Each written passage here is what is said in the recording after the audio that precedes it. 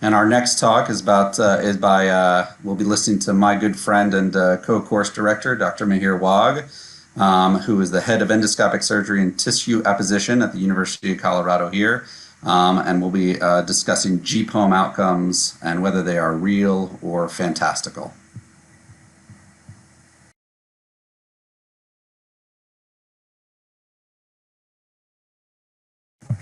And you are still muted, Mihir. Oh, I'm trying. There we go. All right. So, Paul, I think it was real or fantasy because there's a lot of skepticism about this procedure. So, my job in the next 15, 20 minutes is to share GPOM data and to assess this procedure. And so, the agenda would be to look at a few questions. Is GPOM effective? Does it work? And we look at some data on symptom improvement and some midterm or so-called long-term outcomes. Then the next question is, how does GPOM work? And we look at some objective evidence for improved gastric emptying. Which patients or which symptoms are more likely to respond to GPOM? And then some unanswered questions. So let's get started. As you know, GPOM, or as our surgical colleagues would call it, peroral pyloromyotomy or POP, is the latest addition for the treatment of gastroparesis.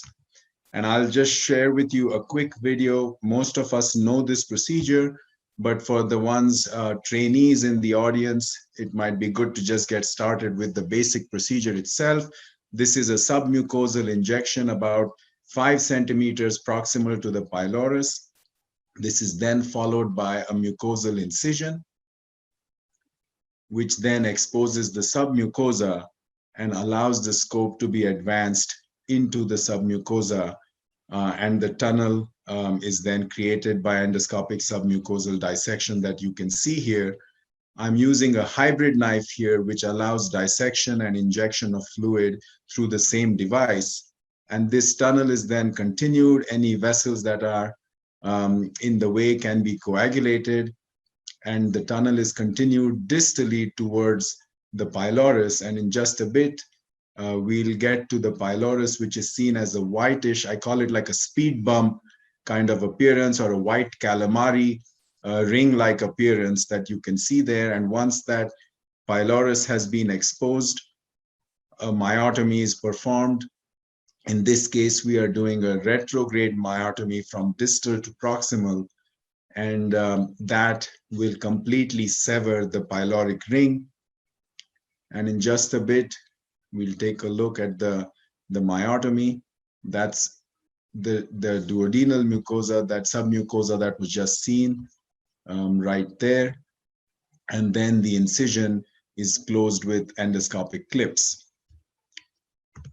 So as you know, GPOM is indicated for gastroparesis that has failed medical management. And the early data suggested that gastroparesis cardinal symptom index improved after GPOM, and gastric emptying study normalized or improved in a significant proportion, and there were no major adverse events. So as we move along, I want to bring up this topic of gastroparesis, which is a very difficult disease to treat, as most of you know. It is associated with a wide spectrum of symptoms with varying presentations. And so it's important to know which patients with gastroparesis do poorly in general. And obesity, female gender, smoking, use of pain medications, narcotics, and pain modulators, patients with abdominal pain as the predominant driving symptom, and patients with gastroesophageal reflux and depression or other psychiatric illnesses tend to not do well in general when they have gastroparesis. So I'd like to bring your attention to the gastroparesis cardinal symptom index. And I think it's very important for patients to know what we're trying to achieve by doing this procedure. This index is used to gauge the response before and after, and it has 3 subscales: nausea, vomiting, fullness and satiety, and bloating and distension. And what I tell patients is that GPOM does not cure the disease, but hopefully we can get some or maybe all of these symptoms into a more manageable situation. So we'd like to say that we can get the 4s and 5s on the scale to maybe 1s and 2s, or maybe even 3s in some case. So let's look at some definitions. And I want to highlight this because this has been the main critique about the data that we have on GPOEM. So the definitions have been quite vague, and different studies have used different definitions. So I'm just showing you some of the definitions that are used. Gastroparesis is defined as more than 10% retention of gastric contents at 4 hours. Clinical response has been defined as a decrease of at least 1 point on the mean total GCSI score, with more than a 25% decrease in at least 2 subscales of this symptom score, while other studies have just said improvement in the mean GCSI score. For objective assessment, improvement in gastric emptying study or reduction in percentage gastric retention has been used in other studies as well. While some studies you look at normalization of gastric emptying study as a hard outcome. Bottom line is that definitions have been vague, and many of these are not validated. So let's look at data on outcomes and quality of life assessment after GPOEM. This is a retrospective study, 16 patients, and GPOEM was successful in all, no major adverse events. And what you can see here on the subscales, this is the GCSI score improving at 1 month, 6 months, and 12 months. And nausea, vomiting subscale improved, early satiety improved, but bloating subscale did not have much improvement.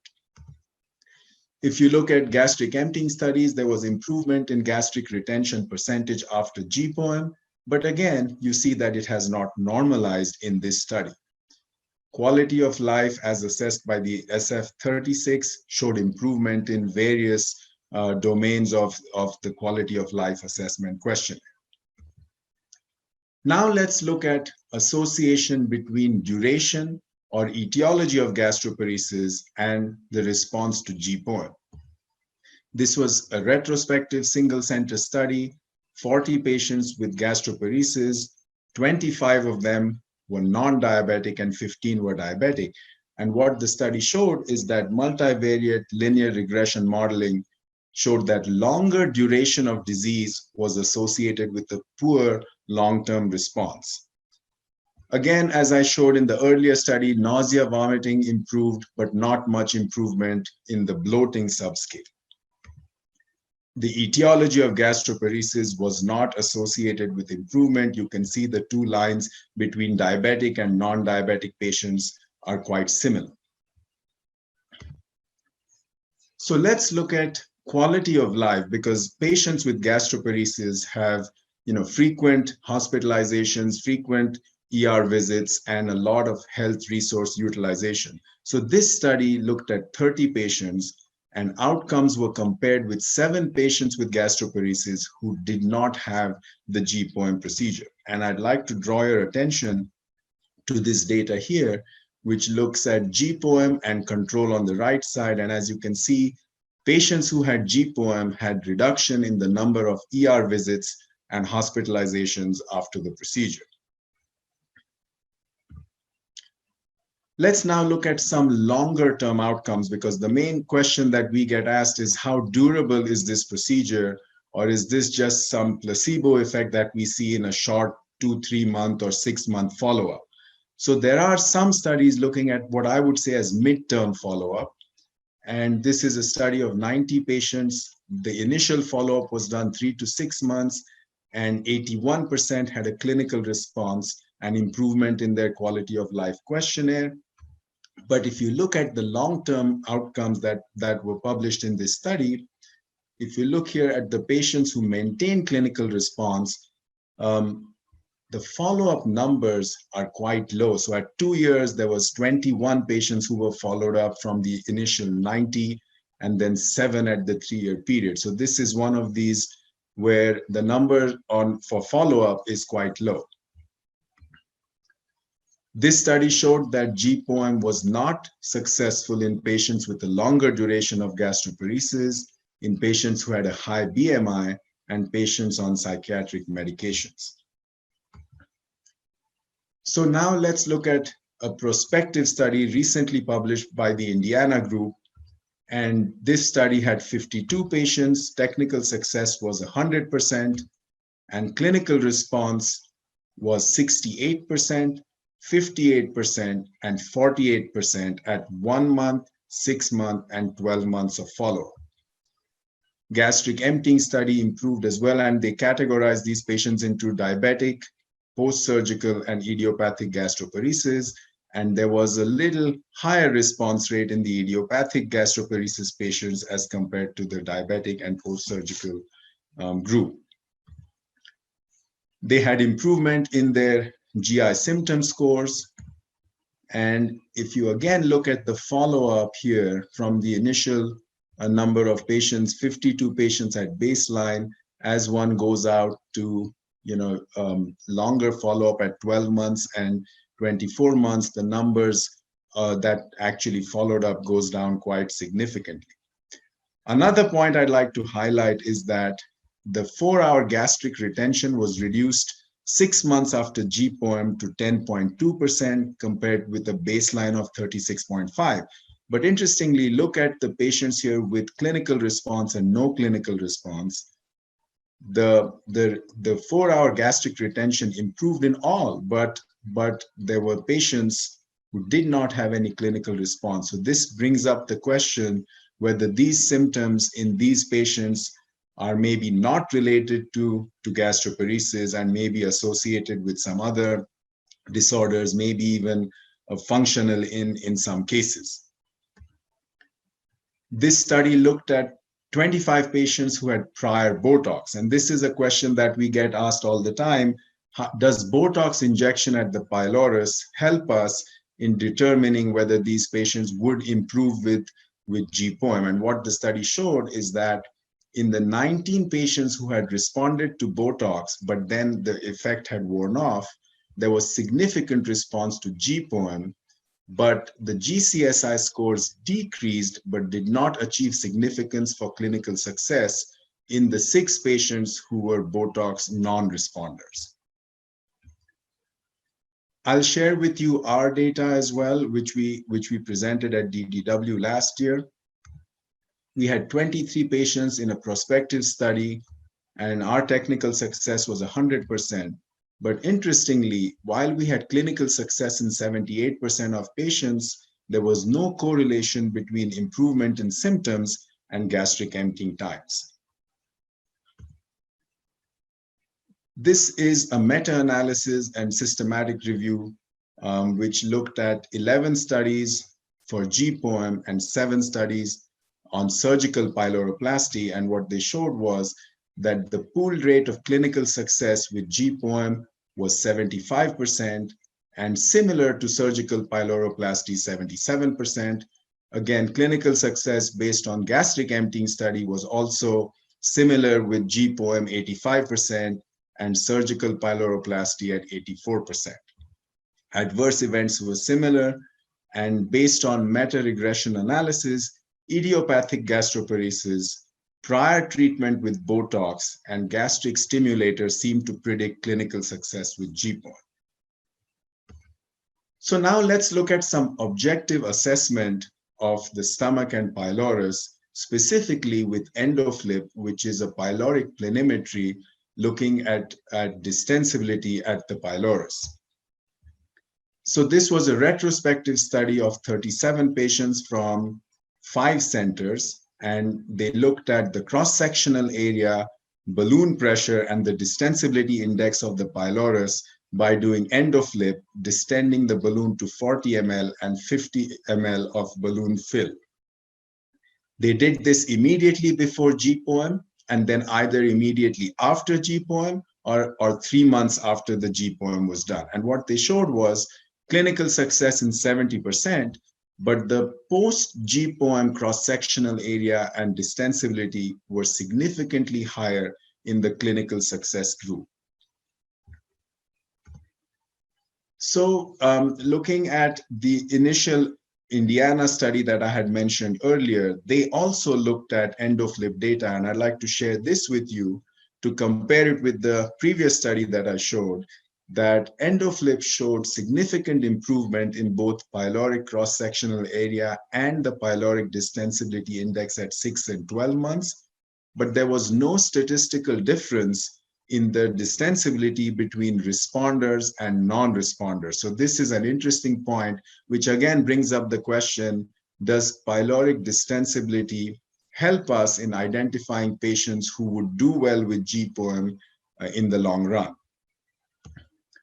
Finally comes a very recent study, and I think this is a much awaited study, GPOM versus sham, because a lot of intellectuals and motility experts have questioned the rationale behind doing a pyloric myotomy for treating gastroparesis, which is a global dysfunction of the stomach. And there are other things other than the pylorus that are not working in gastroparesis, and whether GPOM is just a placebo-like effect. So this study was presented at UEGW this year. This was a prospective randomized single-blind trial. 41 patients were included. 21 of these had GPOM and 20 had a sham procedure. The sham procedure patients were offered a crossover to GPOM at 6 months if their symptoms persisted. And what they showed was treatment success was seen in 74% in the GPOM group and 18% in the sham group.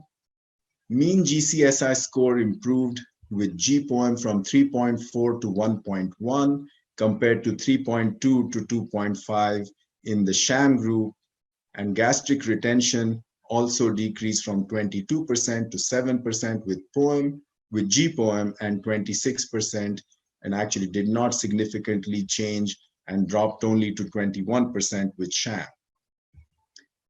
In the crossover arm, treatment success was seen in 82%, and GCSI score decreased from 3.2 to 1.1. And this is the subgroup of patients that had had the sham procedure initially and then crossed over to GPOM. The gastric retention also decreased in this group from 20 to 4%. There were no severe adverse events seen. One patient did develop a dumping syndrome that was treated medically.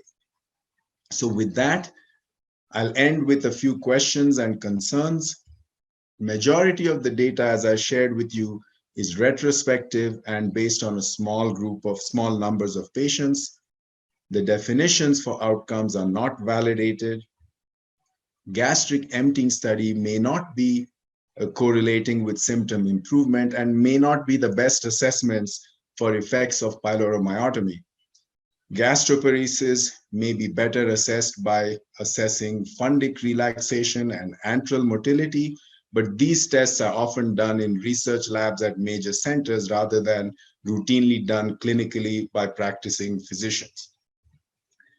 There are no clear predictors for success after GPOM, and leaves us with some unanswered questions, as in which etiology is best suited for GPOM, which symptoms or symptom subscales are most responsive to GPOM. It may be that the nausea, vomiting, satiety patients might do better, but not so much as the bloating and distension patients.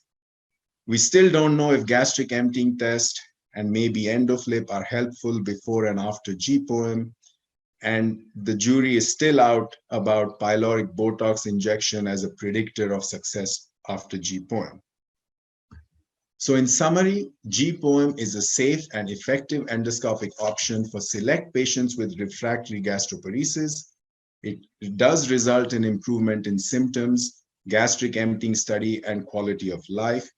But careful patient selection is essential for ensuring clinical success and reducing adverse events. I think, as I mentioned earlier, setting realistic expectations for outcomes, discussing with patients that the disease will not be cured, and not just discussing with patients, but with referring physicians as well, that it is unlikely to cure the disease, but the symptoms might get more manageable. And I always use caution when I have patients on narcotics who use marijuana or other illicit drugs, patients with psychiatric illnesses and eating disorders, and patients who present with chronic abdominal pain as the main symptom. And I'm cautious in these patients, and many times I will not offer GPOM as a treatment option. Thank you so much.